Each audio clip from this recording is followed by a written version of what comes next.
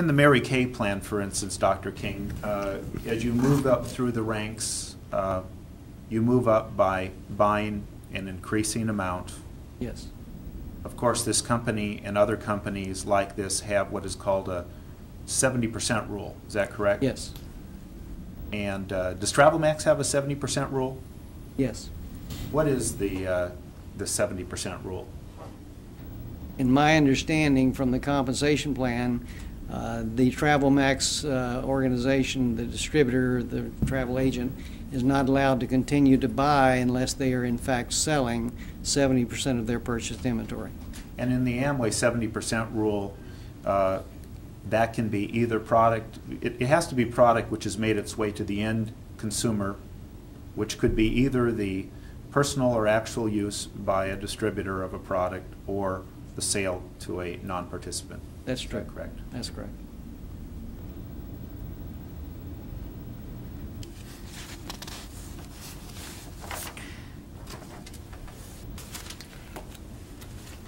Dr. King, you were asked to be an expert witness in this case, is that correct? Yes. Could you, how long ago were you requested to be an expert witness? Oh, approximately 6 months ago, perhaps. 6 months ago? 4 months ago, 3 months ago. I don't recall. You called me and said, could I help? It was shortly after this issue developed. It was shortly after the restraining order yes. was entered. Yes. In October? In October. October, yes. October. Exactly. And Dr. King, did you have any prior business or other relationship with TravelMax before taking on this engagement? No. And what was your mandate? When you call me, your request was, would you investigate this company in terms of its legitimacy as an ongoing business? Now, my relationship in the past has been to explore companies like this from the perspective of the venture capital analysis.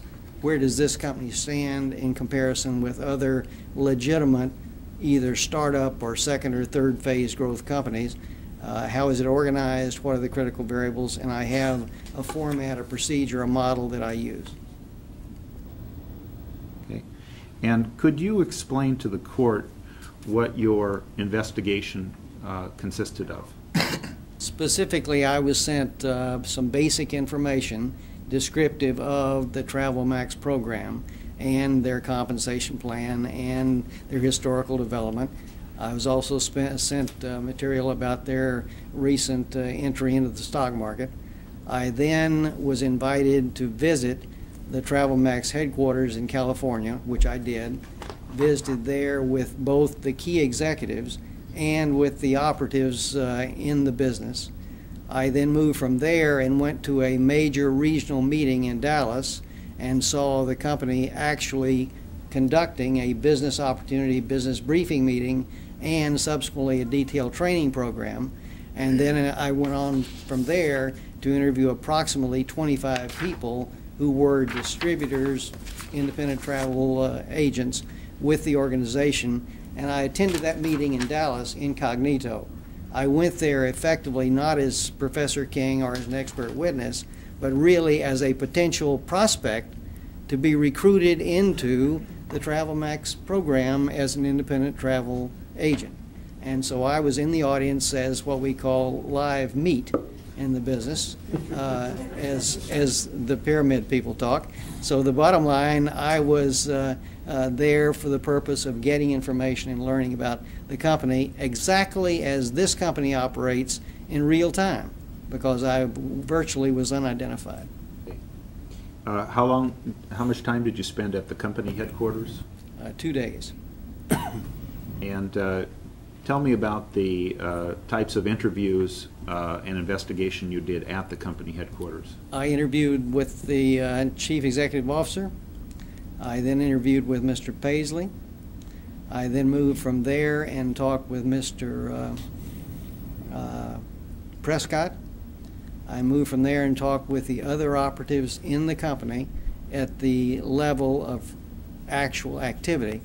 My experience has been, having done this a number of times in non-MLM environments, that you can talk to the executive staff, and you tend to get the corporate line. But when you drop the next level down and start talking to the operatives actually doing the work, you end up getting a different perspective. And so from my vantage point, when I finished, I thought I had spent, in the course of that time, a very productive period of time, and I collected a lot of information. Okay. Could you describe, basically, through your eyes, what did you see at this company? Let me start with my categories of information. The first thing I always like to do is look at the market potential, the market niche the company is trying to occupy. Because as a marketeer, in my opinion, that's the platform on which the entire company must build. And I looked at this industry and said, what are they really trying to sell? How are they trying to position? And they are clearly in this dramatically growing travel market. And it's periodically estimated at 3.4 multiple trillions of dollars, or whatever is the number. It varies, but depending on the analyst. Then we turn from there and talk about the growth rate. It's said to be a 9% growth rate. That's a big market. Now the question is, how does the company position itself? And when I began to look, it was quite clear to me that this company has one primary product. There's been a lot of discussion of product here. My conclusion is that the only way this company will survive is to, in fact, move product through the travel industry. The distributor force, this independent travel agent, is nothing more than a sales representative to move product that is service purchased back to TravelMax, California. And that's my theme line. So as I began to look at this process, I said, how are they doing? Now, the thing that amazed me was, once I define the market and I define their clear position, then I look and see the products they're using to accomplish this, and the products are really designed, as I interpret this, to facilitate the development of that sales organization, the independent travel agent. And that's the way I saw it, and as I look at the three products that have been discussed here all afternoon, I strongly believe that they are very instrumental in building the capability of the agent on the one side. On the other hand, they also represent wholesale buying opportunity, sales opportunity in the marketplace in concert with vitamins being sold by New Skin International to their distributors for personal consumption, or for Amway selling household products to their distributors. From the standpoint of a marketing professor and a consultant to major business, what observations did you have about the systems that you saw in place at the company? Before I go there, let me take the next step. After I look at the market and I look at the product positioning approach, again, TravelMax being positioned as a supplier, a leading edge, high technology supplier of product, service, tourism, I then take the next question and ask, what does the company look like managerially? Now, I have evaluated hundreds of companies with venture capitalists, many good ideas, many good concepts, but the organizations fail because they simply don't have the management team or the philosophy in place. I went through that company very carefully, looking at the top managers, and we look at the CEO, Albertson, and he is in fact a historical entrepreneur in the financial management area, financial services, a young man with a bright creative perspective who saw travel as an outstanding diversification opportunity for his personal portfolio. So he didn't jump into this as some successful con man in some pyramid. He systematically picked this arena as an opportunity where he could build a business. I looked at the number two man, and you saw Mr. Paisley discuss the company, a man of high integrity with a substantial amount of experience, dramatically different from the CEO, coming with a financial background. Now, it turns out the gentleman who built, in a systematic block-by-block way, Leo Prescott, was formerly a leading NSA distributor in the air filtration side, a leading network marketing company in that technology. He left there and became president of Rexall Showcase, and during his tour for 2 years as president of Rexall Showcase, took that company to new standards of performance. And then he left Rexall Showcase and moved to TravelMax to build a platform in network marketing for this organization. Again, the CEO had no expertise in network marketing. It turns out that, of course, the financial officer didn't, and Leo Prescott did. That would be Lou Prescott? Lou, I'm sorry. Lou did, and he proceeded to build the framework. Now, in the course of time, another gentleman was added. Excuse me, Dr. King. Mr. Prescott came from a company called Rexall. Rexall Showcase. Associated with the Rexall drugs that we see everywhere. A subdivision of the Rexall International Organization. And he was a president of that direct selling company. Yes, a network marketing organization that's been setting new records. I think they're doing about 150 million this year. Now, from there, we saw this organization develop. Now, there came in with Lou Prescott. He would build the strategic posture for the company. And again, I'm doing this based on historical analysis, visiting on site, knowing something about Prescott's background in the industry. He would build a framework for network marketing within the company and would go outside and bring in other people to fortify. And it turns out that Mr. Guest, who is in fact the operational sales manager for the distributor organization, is himself a successful network marketing practitioner in the field. And it turns out then we added Mr. Lee Papier, who was a friend of the ownership, but he brings another perspective from Financial New York, and now he is in charge and taking a very active role in training and dealer relations. And in fact, Mr. Papier was in charge of the meeting in Dallas, and I saw that develop. So from my vantage point, we saw a unique management team with high technology, bringing in the right kinds of people to do the job, and I was very impressed with the chemistry and the culture that that group had built. Now, when you drop down to the operational level, you have a lot of bright, creative young people who are really dedicated to building the organization. Now, with that, let's turn to the next step. From the management team, I now turn and ask, is there a strategic direction for the company? Now, so often, we'll have good ideas, good product concepts, good management team, but they never build a business plan. They never build a strategic operation, a direction. The first question I asked when I arrived with Paisley was, do you have a business plan? And after scurrying, he found the business plan. He had it. It was a strategic statement. It defined the mission, the vision, the target market, the direction the company was going. I was impressed that a company at that early hour had gone that far, because I didn't expect to find one at all. This is very rare for a company that's been in the industry only a year to have a strategic business plan well tracked out. But once I looked at it, I realized that this fit, because the company, after only a few months as an operating organization, had already gone public. They had filed an IPO. Now, that's meaningful. It's meaningful to the court. It's meaningful to the audience from the perspective that that is a high-risk venture. New Skin International, after 10 years, 11 years, 12 years, just introduced their first IPO this past week. This company, impressed me, invested the financial resources to set that in motion, the risk to set that in motion, because now they're under heavy scrutiny by the Securities Exchange Commission, and they got going much faster than most companies. In fact, if you look at the roughly 20 companies that are now on the New York Stock Exchange or on NASDAQ, they're among the youngest, 2 or 3.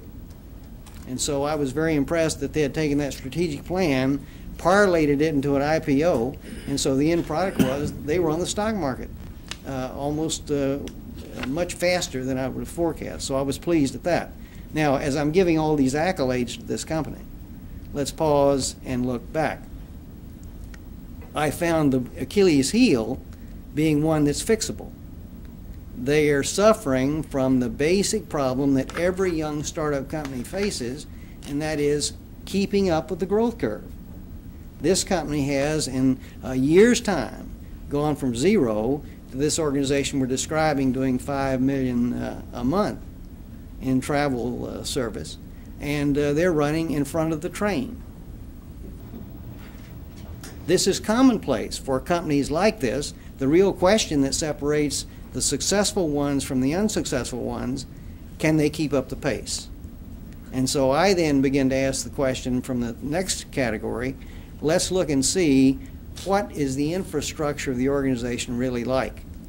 Are they building to stay in front of the growth curve? What so often happens in the network marketing industry is that companies will go into that rapid growth.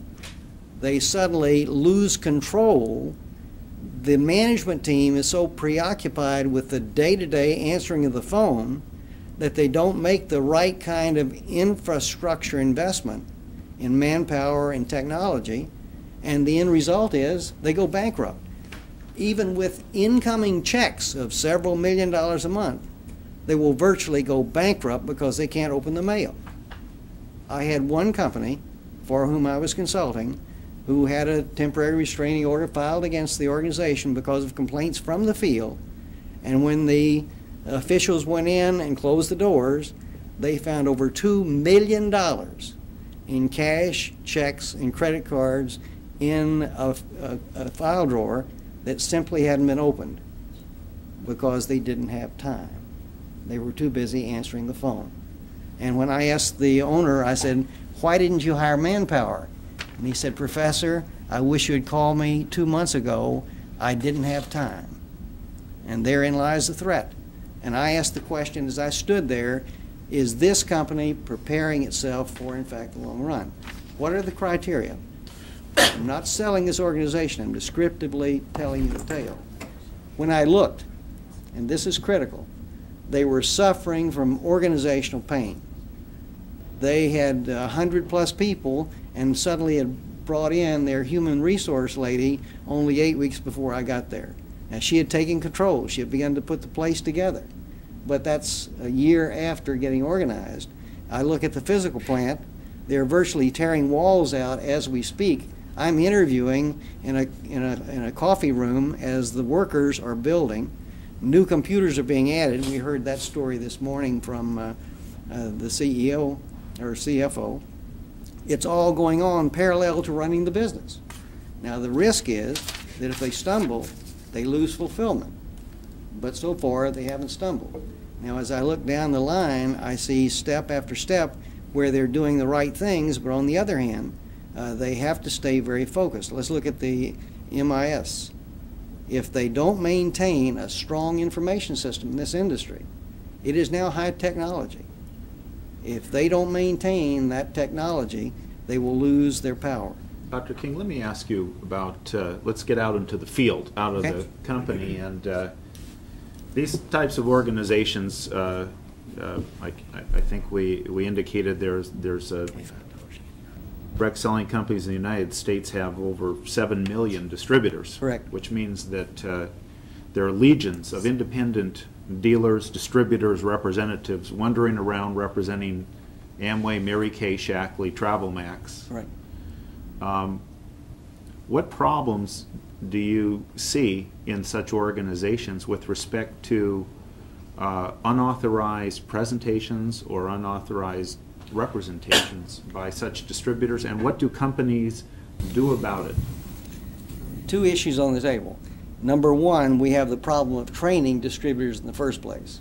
It's imperative that those distributors be trained to deal appropriately in the market to avoid misstatements, exaggerations, false income claims, to understand what the storyboard is. And what did you observe with respect to TravelMax in that arena? I attended this Dallas meeting and I was very, very impressed. What they have done is to essentially take a concept that had been developed by several other organizations, in fact organizations which Prescott has served, and that is to identify effective training capability. That is, to put together a standardized training format, then make that available and encourage their distributors to learn that, standardize on it, and thereby try to exact more control and bring in corporates like Lee to do that. And when he was holding the meeting together in Dallas, He was absolutely the orchestration specialist in controlling and directing, and that was coming out of corporate headquarters. Did you do an analysis, any sort of analysis as to whether or not this company has a compliance department? For instance, let's say there were some problems in the state of Kentucky, and the state of Kentucky had called TravelMax and said, we have a problem here. What would have been your expectation based on your review of their compliance department? Objection, Your Honor, speculation. If the question is, do they have somebody who handles those kinds of Yes. complaints? The purpose, I'll allow that. Question. Okay. Dr. King, tell us what you know about their compliance department and procedures. let me roll into that as an introduction, too. I have looked at a number of companies in the MLM sector, and one of the first questions to ask is, do they have a procedures and policy manual? I look at that as the go-in to the operation in the compliance sector. And yes, they did have a very updated procedures and policies manual, which doesn't surprise me. They have an outstanding in-house lawyer. They have Mr. Babener representing the industry perspective, and they have outstanding software people, so putting together that policies and procedures manual was appropriate. Now the question comes, did they in fact have an enforcement organization? Well, That's before we compliance. go on, why don't we identify the policies and procedures All right. manual that you're referencing?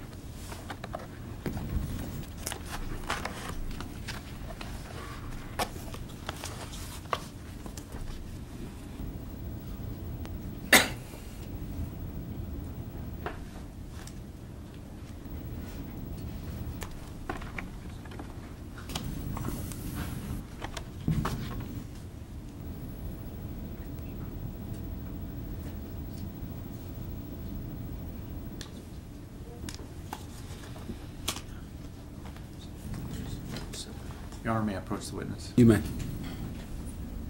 Dr. King, is it usual in this industry that that a company, a direct selling company, will provide in its sales kit policies and procedures and documentation in its distributor agreement, which basically regulates and sets forth ethical standards by distributors? Yes. Okay. You would find that with Amway and Mary Kay and Shackley. Yes. Did you find that with TravelMax as well? Yes. Did you find the ethical procedures and pronouncements and guidelines to be quite detailed in the TravelMax distributor agreement and policies and procedures? Yes. I'm going to hand you, Dr. King, what has been marked as Exhibits 2 and 3.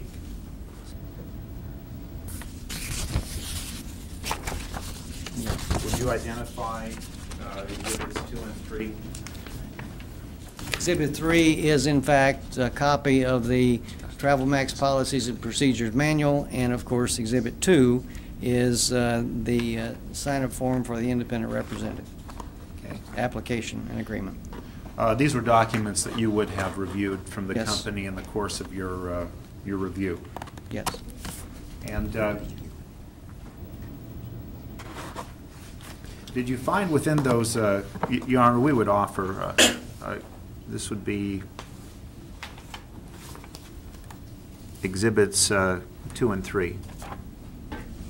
So admitted.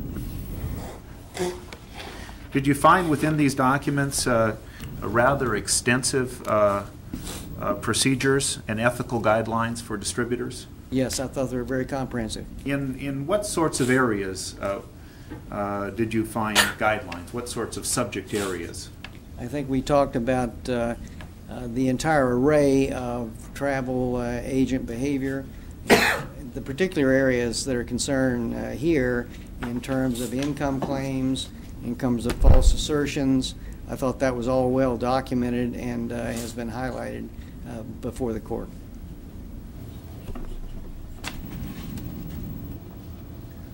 For sake of simplicity, Dr. King, I'm going to hand you what has been marked as Exhibit 4, in which we've culled out from the distributor agreement and policies specific ethics points. All this material is from the Yes. distributor agreement and policies.